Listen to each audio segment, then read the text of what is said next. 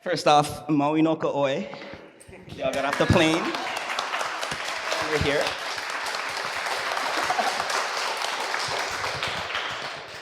Welcome, everyone. My name is Aaron Padilla. I'm the Director of Learning and Engagement and the curator for Moemoeā, Noah Harders' first museum exhibition, where we are gathering here today.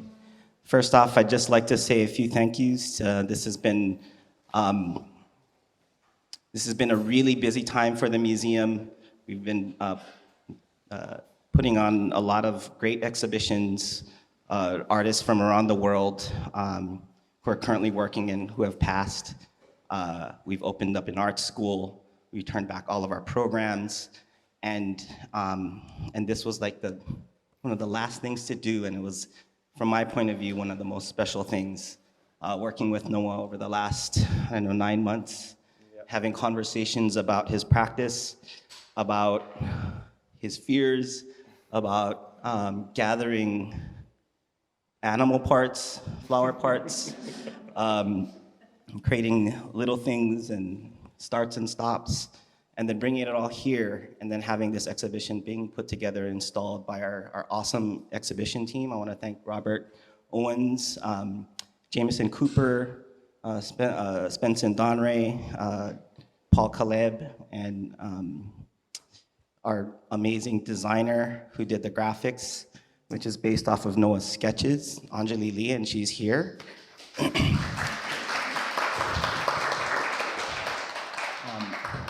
And then our great staff that's here to put on this program to hear a little bit more about Noah, his work, and his dreams.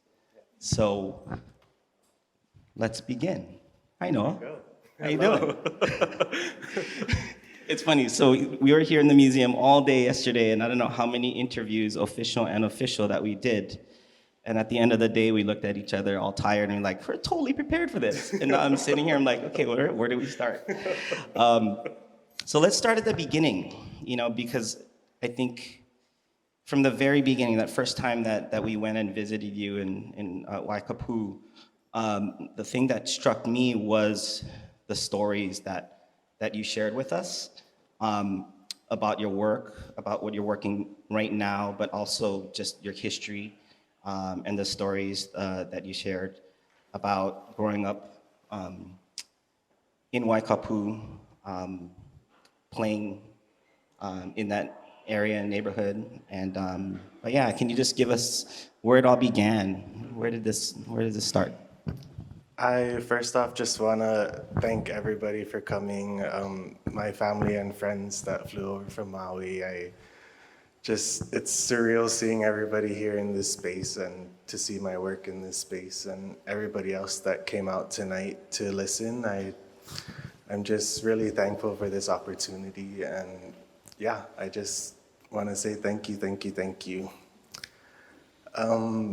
Waikapū has inspired me through... Mom, stop. Let mom be mom.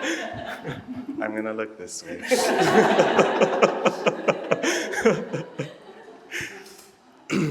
I've been born and raised in Waikapū, and my family has lived there for multiple generations, and just having the freedom to walk around and to go into anybody's yard and pick any kinds of flowers that I wanted, and without getting scolded, and just to have this freedom to be myself and to create, and just never ever having that feeling of being held back. My family has always been super supportive of everything that I do, and all the way to this point, and I'm sure till the day I die. So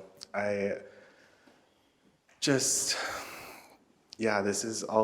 is still just mind-blowing for me to be in this space and to have this opportunity to share my art that I've been working on my entire life. I have been creating since the day I was born, I feel, and it's all kind of built up to this point now. But yeah, like Waikapū, my place, my home, my heart. I live and breathe Waikapū. I live and breathe Maui. We had a farm, or we have a farm, and when I was little, it was kind of like a junkyard, and we used to just go back there with pliers and screwdrivers and break all the trucks and use all the logos for different designs and put them up in the garage. And yeah, I don't know. I think it's just always inspired creativity in my life. Yeah, and it's mentally going back to that, and that was like one of the things that I don't know if you remember, but the first question that I asked you when we got to your place and we went into your studio, which was your garage. And I asked, like, is it really this like organized? Because it was like, just imagine, right? So you're driving, you hang a right off of the main highway, and you drive up this road, and it's, you know, it's just lush, and there's like little houses on each side, and then you reach the point where it's Noah's house, and there's just like a little garage, but boxes and containers and jars of who's this and what's this galore, like it was just like all the things like perfectly organized, and I'm like thinking about my garage, and like, nah, that's not how people live, right? Because it was like this could have been an installation the way that it was set up. Yeah. So the materials that you do collect, can you talk a little bit about that collection in Waikapu or in Maui in general? Yeah, I think, like I said, just having the freedom to go and collect all kinds of things from wherever I felt like collecting. I've always been into little collections, and my mom can attest, I've just always had like boxes and bags and little trinkets here, and my dresser is full of random things, and always with the intention or thought process of recreating with them. I just see I see different life in all the materials that are around me. So anything and everything that I touch or find, I'm just always imagining them being something else. So when Aaron and them came to my garage, my studio, I had everything like in these glass jars, and everything was lined up and curated for them. And I was like, oh my God, the director of the museum's coming to my garage. Like, I have to make this look a little bit cute at least. So you lied to us. I did. Oh my gosh. I was like, yeah, it's always like this. But if you were to go there now, oh my God, it does not look like that anymore. I mean, it looks better. Well, it's and there's a lot of artists here in attendance, but that garages in Hawaii are also studios. Yeah. So that's just how it is, right? Yeah. Let's fast forward a little bit. It's like, story of your life. High school, you decide to go to college. Let's talk about that experience. Yep. And what that meant. I graduated from Kamehameha Schools Maui, and luckily in our high school they have a program where we're able to choose a path that we're looking forward to for our future. And I obviously chose the art path, and we got to kind of, I guess, curate our schedules into things that would lead us up to our future. So I took every single art class available. They even had to make up art classes for us because we took all of the art classes available. And in my senior year, we did what are those things called? A portfolio look with a school in Chicago. And the portfolio reviewer was like, I'll offer you a scholarship right now. And at the time, I wasn't even considering college. I was like, it's art, like, do I really need to go to college for it? And I ended up going, and it's probably one of the best decisions that I made. I was only there for a year, but just the experience and being away from home and longing for home and being around artists and people that were equally, if not more, passionate about their work and their art, and just feeling that fire in everybody else really lit that fire inside of me as well. So yeah, it was really cool. I didn't think that I was actually gonna go away, but I did, and I'm like so grateful for that experience and that time away from home. That's great. And I think the other lesson there is that coming back is always an option, Yeah. or it's always a thing. As Home well. is always here. Yeah. You know. So let's talk about the work itself. We talked about the materials. Let's start focusing on the process. You have your jars, you have your boxes. From the collecting, how do you approach the objects here in the gallery and the images that are behind us? I always say that I never intend to find things, I let them find me. And every time I go out on a journey to be with nature and to be in nature, I'm always looking, but I'm never like searching, you know? I always want things to come to me naturally and organically, and I feel like more often than not, part of my process is to harvest or to gather, to think about and experiment with the material on hand, and then make. And after I'm done making, I always just go online and kind of look up like the meaning of the material that I've been using. And more oftentimes than not, it's really crazy. Like the meaning behind the material that I'm using pertains to my life and teaches me like a lesson that I didn't know that I needed to learn at the time, but always makes me just that much more appreciative about what's around me and what has found me. So for this exhibit in particular, Erin and I really went back and forth about what are you gonna use? And I was like, oh, well, it needs to still look good for the show, so it needs to be something that's gonna dry well or preserve well or already be preserved, like the lobster shells. And I really spent a long time, I'm sure. He was like, any updates yet? And I'm like, Well, I totally, I think the challenge there was that the medium of choice was the photograph, Yeah, right? And it was never about like the actual object. yeah, And a lot of the conversations that we had was about that, right? It was like, the flowers aren't gonna last. And then on our side, it was like, we can't have live flowers in the gallery. yeah, What happens when it wilts and shrinks and dies? So there was that challenge, a new one for you Yeah. to contend with, right? yeah, because most of the time, like, throughout this whole process of me with these masks and the couple of years that I've been creating these pieces, they've always just been, I'm able to hide it through a picture that's this big on Instagram. Like, nobody ever saw the final piece. Nobody ever saw what the back looked like or The glue. The glue, oh my God, the glue. They were cracking up at me because I was walking around this thing with my flashlight and tweezers, and I was like grabbing every little spider web of glue that was on there, and they're like, you got it. I'm like, no, I see more. So yeah, it was a very different process because I've never had to show the actual pieces before. The photograph was the final piece.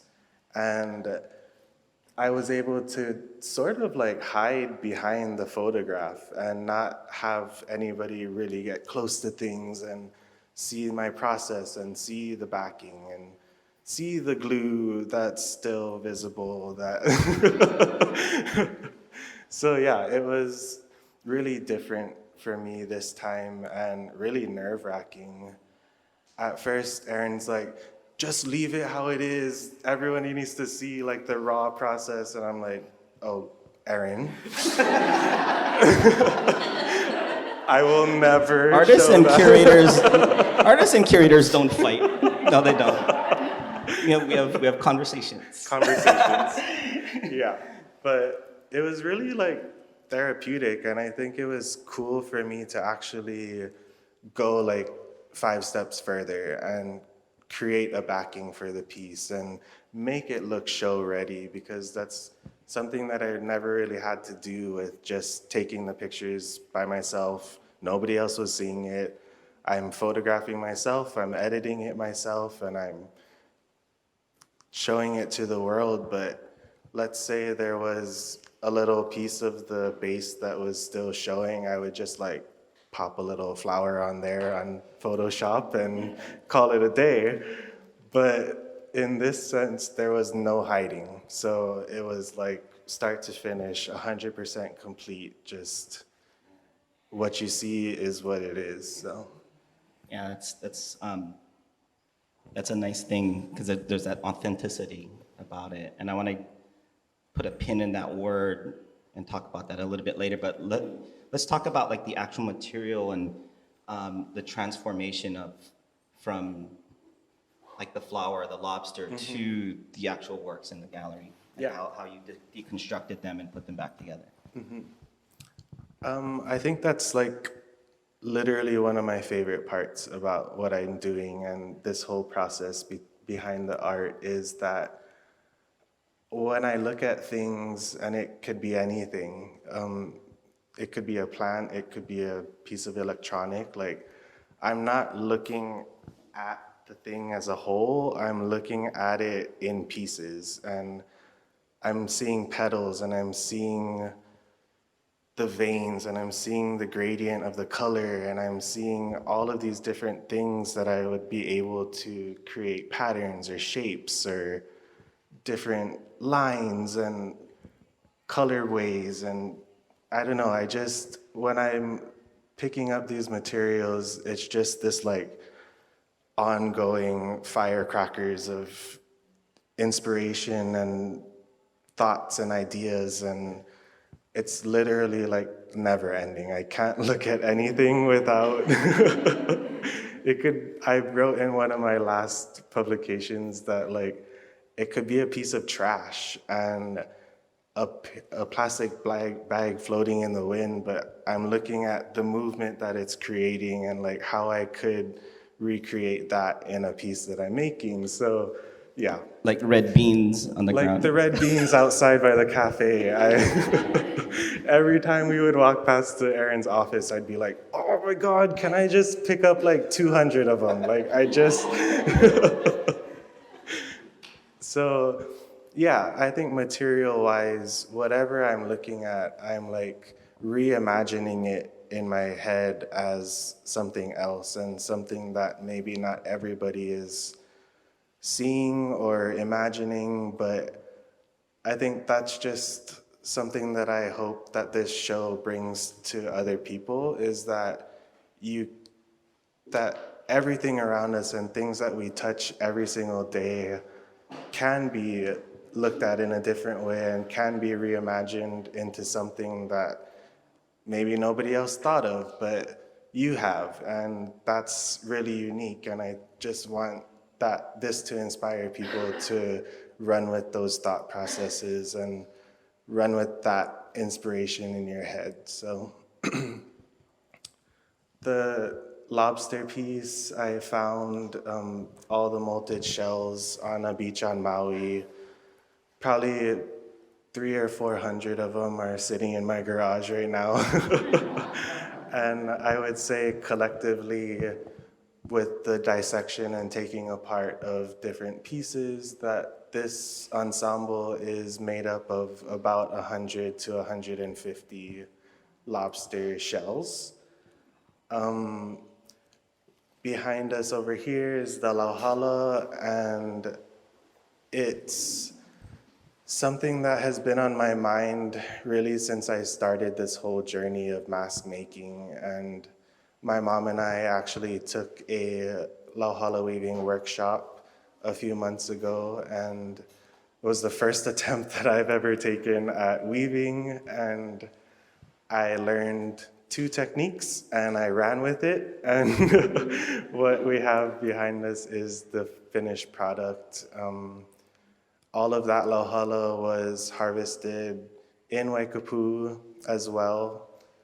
My mom and I went up to a tree that we knew of in the area, which probably maybe I shouldn't have picked from, but that's all foraged from Waikapū.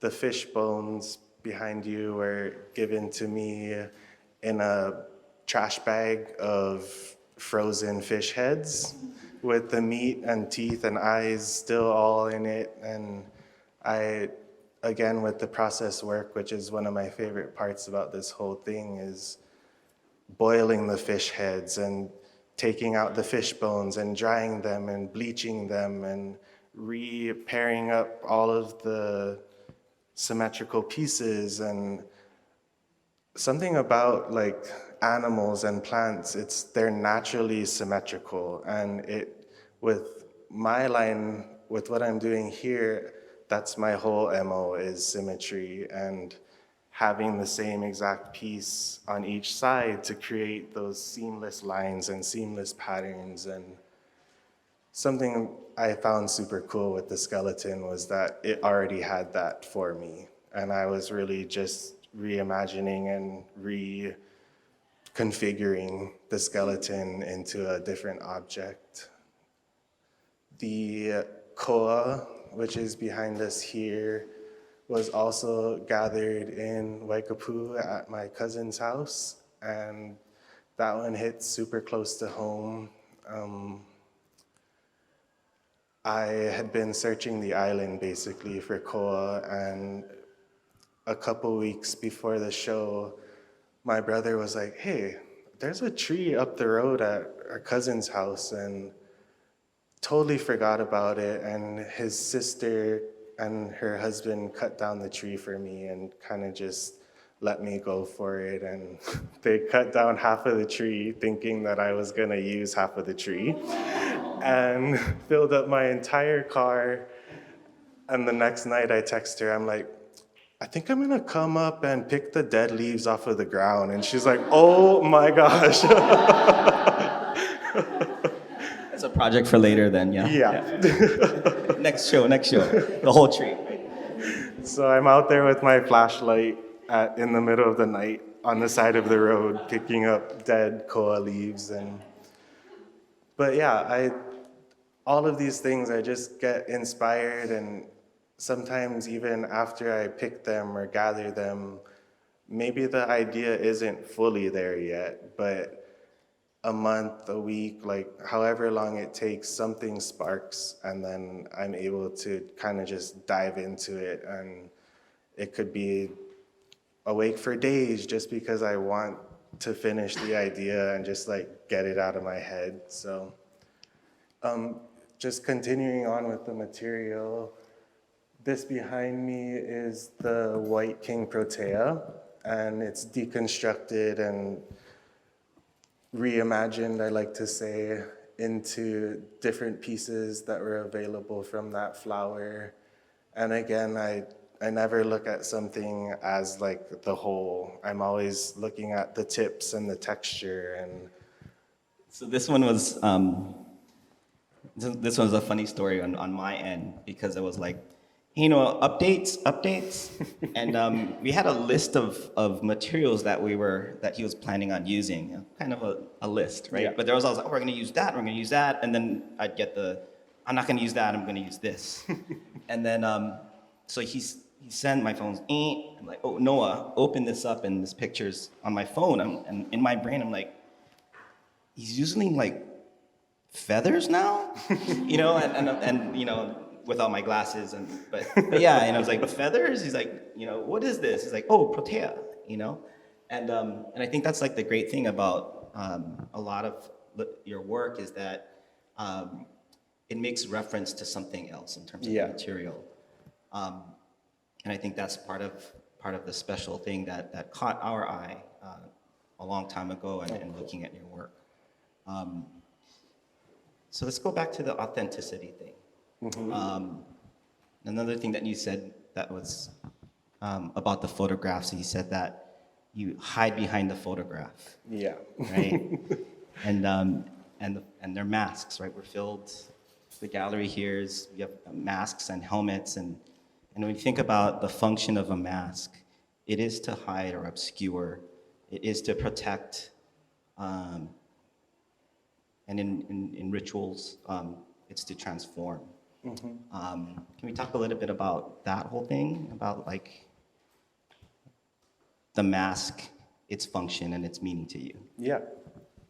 I've always been inspired by like sci-fi and fantasy and all these characters that were always covered in a mask or a helmet or horns or something like that. So I knew that I always wanted to kind of go down that route. And it was also this thing of like hiding myself. And really part of this whole entire process for me all started when I was actually going through therapy, and she was asking me like, who are you, and like what makes you happy? And I was still trying to figure that out for myself. So creating these pieces, I was able to like embody this other part of myself and also cover up who I am here and reinvent myself in these creatures or in these pieces that had their own energy and could give off something else for people to look at rather than just looking at me. And it was super therapeutic for me, and I was really able to kind of release these parts of me that I never would have shared or never would have showed to the world before.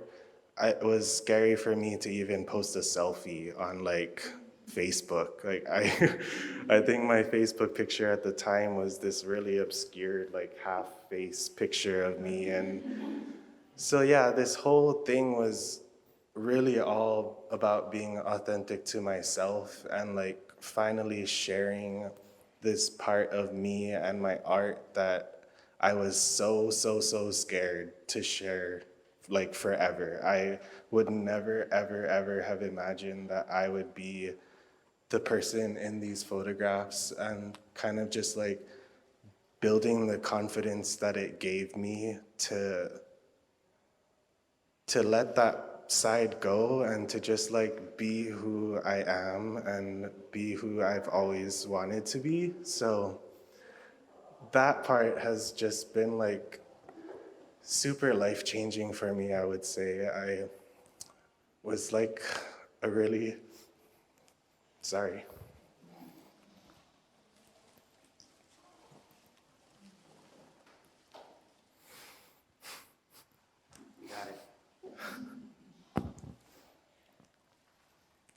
I'm going to interject because this is, one of the, Anjali, when we were thinking about the vinyl, right? And so it's on the wall here, and she took it upon herself, I want to do some kind of graphic that like feels like Noah's work. And so she sent me this picture or a design, and I was looking at this, I'm like, oh my gosh, yes. I was like, wow, that'd be really great, but do you want to see Noah's sketches? And she's like, what? Why did you send this to me first? And because Noah sent me a couple of pictures, so I shared it with her. And it's just like these pencil drawings of the symmetry, right? Just that's pretty much the top part is like lifted from his sketchbook. And then, having this conversation, and we're looking at that, and the thing that popped into my brain when we're staring at this thing, this is a Rorschach ink blot test. And then from that point on, I'm like looking at his masks, like that's what these are, right? And like that's the greatest irony is that like, and that's why that word, this is what Halona, our director, said when we had this conversation. Have you seen Noah's work? Do you know Noah Harders?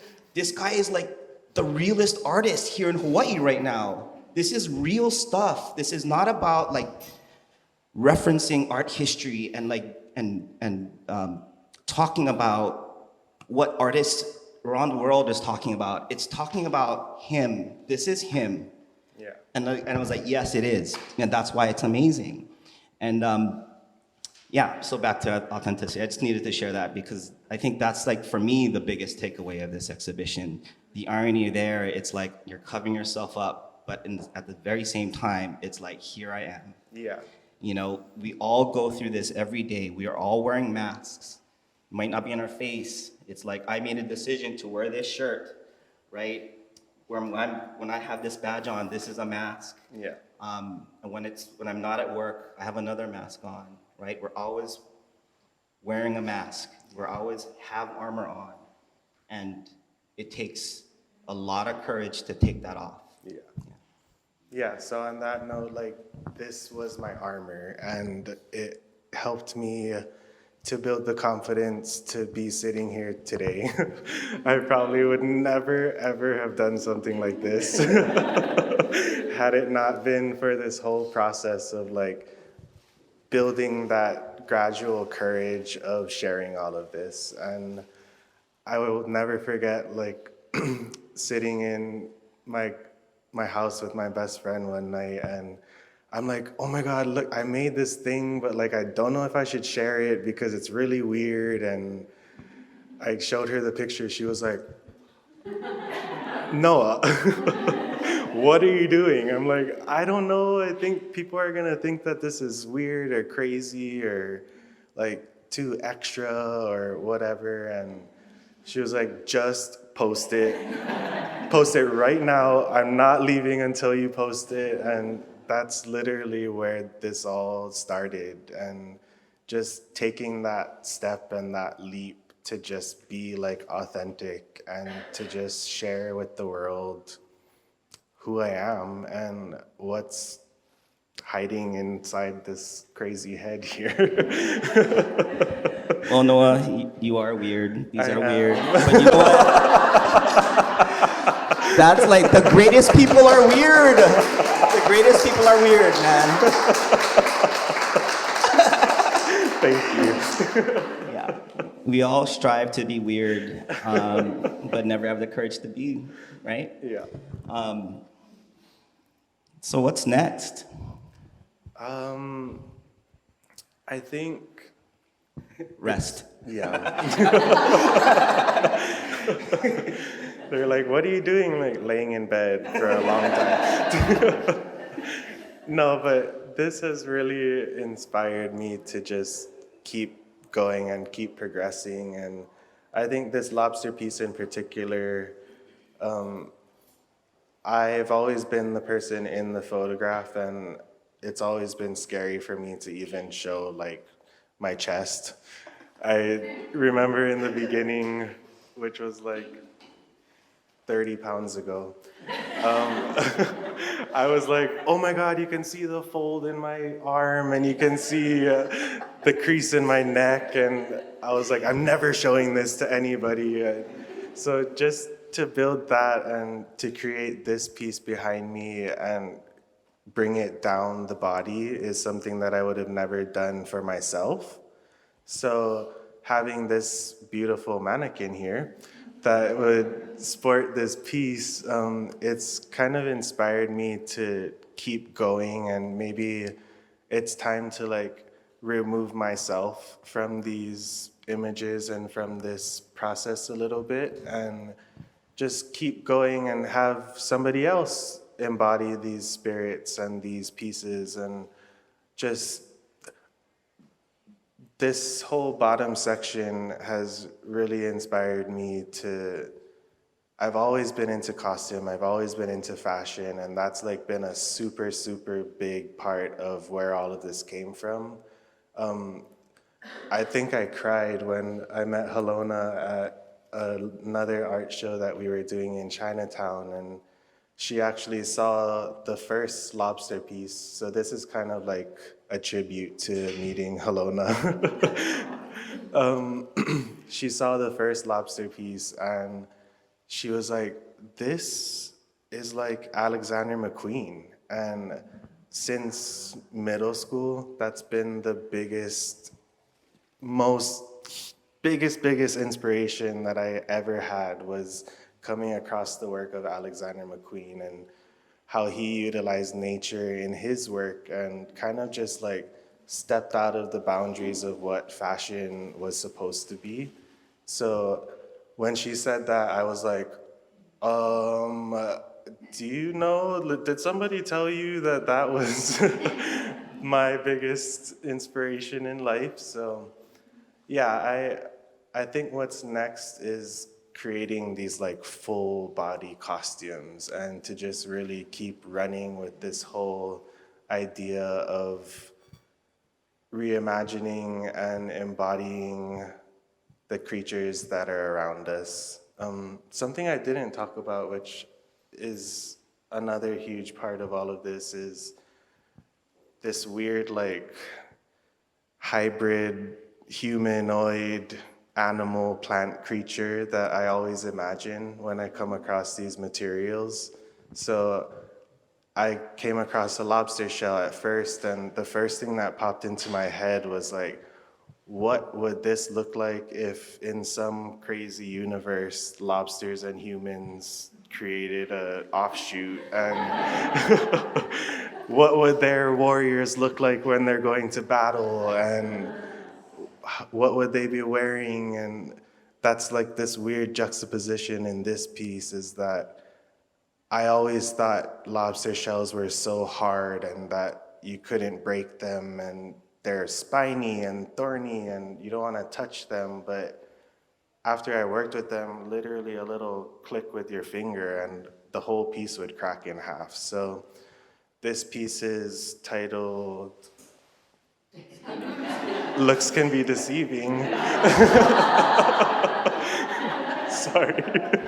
The whole time in our entire interview the other day, I was like, could we go from piece to piece so that I can read the titles? Like lean over. I'm like, this one was, yep, that's what it was called. But it was called Looks Can Be Deceiving because it's a play on words for the actual material itself. It's so deceiving that they look like these super harsh, really hard skeletons, but really, if I were to flick that leg right there, it would just completely break off. So no touching. That's what the sanction is for. But it was also a play on words for myself that like, maybe at times I could look like this really fun, outgoing, happy-go-lucky person, but then there's that deep side that the horns kind of show, like there's a dark side to people that maybe we always don't show to the world, but it's there and we need to live with it and acknowledge it and just be it at sometimes. So, yeah. Awesome. Any questions from the crowd?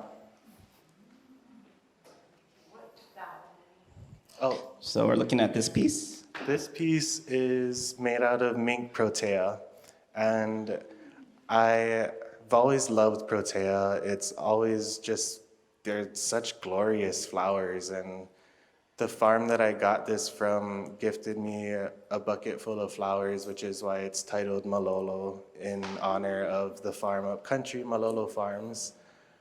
And yeah, I just loved how the tips of the petals kind of reminded me of feathers, and you're not supposed to touch it, but if you do touch it, Everybody wants to touch that one, man. It's like, what is this?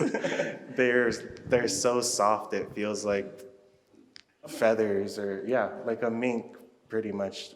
Super, you almost want to cuddle up with it, so, but don't. Any other questions for Noah? No.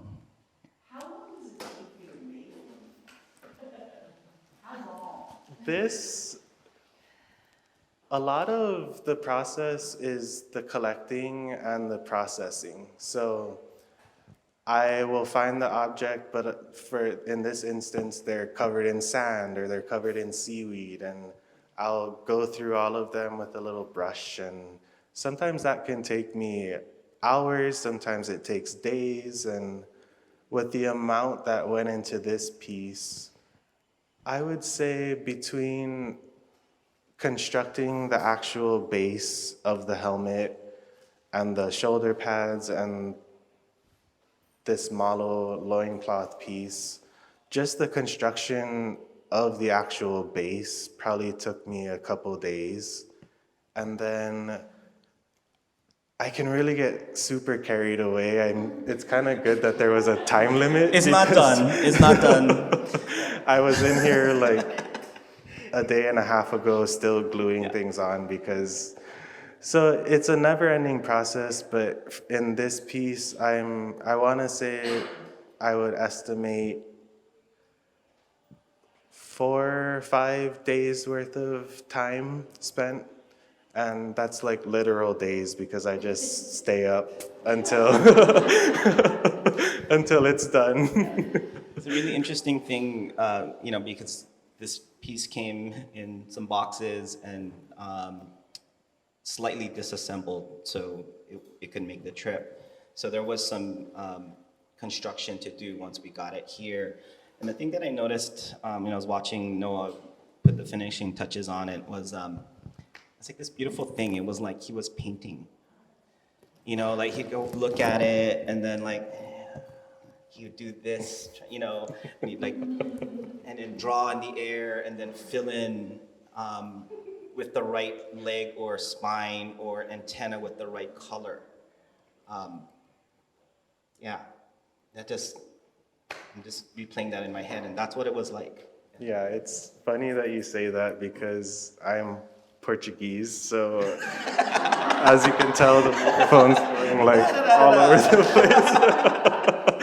And my friends in the flower land can attest to this. When they're like, oh, can we do a design? I'm like, so should it be like this or like, are we like this or are we doing like a wave here or, yeah. We're gonna do this and then it's gonna come out this way, like. Noah sign language, yeah? Yeah. Hey, we have another question, last question. Well, my question was kind of in terms of like how you store things. And, building it is one thing, but to transport and construct. Yeah, I definitely learned from the past, from the last time I tried to hand carry the lobster piece over. It's a funny story that wasn't so funny at the time, but I just had it in a little carry-on bag and they went to put it through the x-ray at TSA and the bag didn't fit, but they didn't know what was in the bag. So the guy just like rips the bag back out and throws it on the side and squishes it down. And Rose, who was helping at ATE, that kind of gave me that opportunity at the show, we were both standing there like, oh my God. She's like, are you gonna say something? I'm like, it's too late, he already smashed it. So that was another like few hours at the show before it opened that I had to piece together the entire thing back together. And another funny story is when I shipped this guy over, I'm like, in my head, I'm like, oh, if something breaks off, I can just glue it back on. And I shipped them over in these boxes with like one layer of bubble wrap around it. And the installation team opens it and they're like, that's how you packed it? I'm like, they're like, bro, we would have had a box like this big with like 20 layers of bubble wrap in there. And I was like, well, I could just glue it back together. I've done it before, but. And then they're like, how did you bring the loincloth piece over? And I opened the bag that I had in my carry-on and they're just sitting in the bag, no bubble wrap or anything. I'm like, yeah, I probably shouldn't have showed anybody that. I do care about them, I do. For the pieces that are more ephemeral, it seems like when you see it, saw a photograph in your shirt, how long do those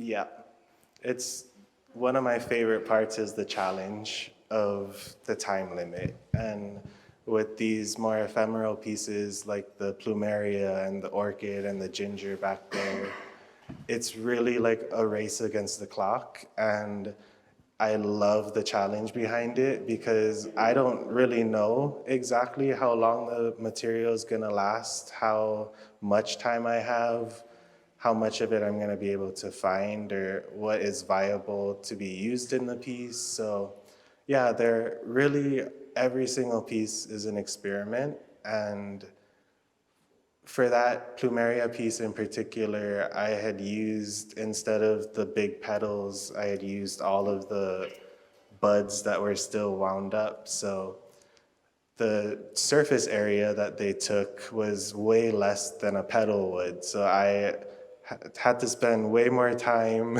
to cover the same amount of area. And yeah, I think that's kind of what keeps me going. I'll literally stay up for days at a time just to finish a piece, just so that I know that I get that idea out of my head and can move on to the next one. I would- That one just lives in the photograph. yeah, And it strikes me as like any Goldsworthy. yes, it's there and then it's gone, yeah. So he's actually another big inspiration for me, and just the fact that he creates these beautiful pieces that nature takes back. And I really love that concept, and that's kind of what I try to do with these pieces.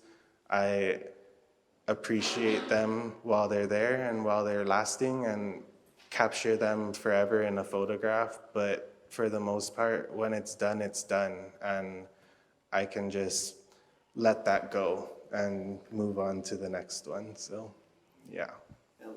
Last question. I have a lot of questions. But as an artist and art therapist, who's deeply connected to nature and feminine nature and healing of the body, your work is truly inspiring. Thank you. And I just want to acknowledge and honor what a big thing this is. Thank you. As an emerging artist, you've come to a place of truth and courage within yourself that most people take a lifetime to get to. And I'm thrilled to see what's going on here. Thank you. I really, really appreciate that.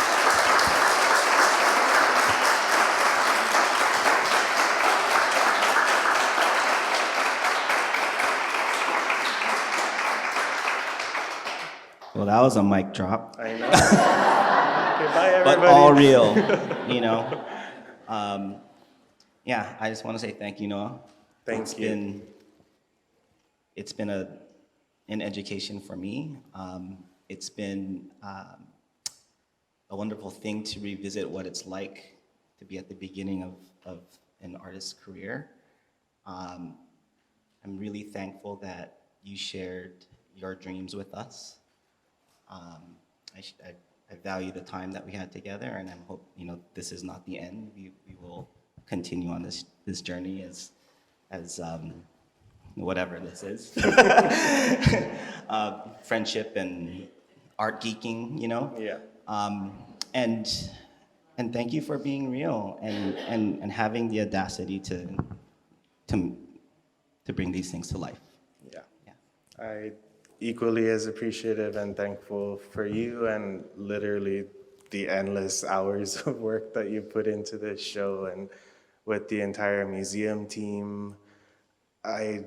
This just surpassed every expectation that I ever had for a show, and my first show, to say the least. And I remember telling Erin at the beginning, I'm like, I don't know how to do this. Like, I don't know how to frame things or how to display these masks, or like what the process of curating a museum show even means. So they kind of just like held my hand the entire time.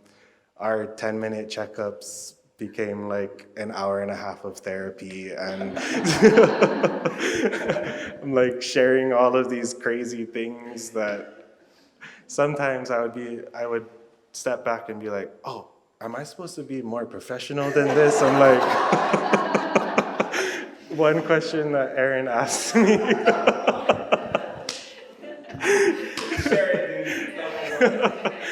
I think this crowd can handle it. We'll end with this one. I know. Yeah, this will be the mic drop. He goes, you know, your photographs are a little bit different this time around. What did you say? Actually, like, there's other photographs that we didn't hang. But, Yeah. like, they're all like this. And he's like this. every single picture, I'm like, he's like, oh, what? You know? And I'm like, kind of antagonistic, yeah, Noah. What's up with that? He's like, And then, your poses look a lot more confrontational than they used to. And I was like, well, I have to hide these like new things that I got here. I was like, that angle is all off. I was like, I didn't have these before, but now I gotta hide them. So. oh man, it's funny because I was like, I'm gonna ask you that question in the talk, you know. He's like, I'm sitting in my Excited about it, office, yeah. bus laughing right now. So yeah, it was always just super fun, and like we knew each other for years and years and years through this whole process, and it just made everything super enjoyable, and I didn't have to worry about anything. I just made the pieces, and boom, they're displayed and beautiful, and yeah, I could never have even imagined this, so thank you so much. Yeah.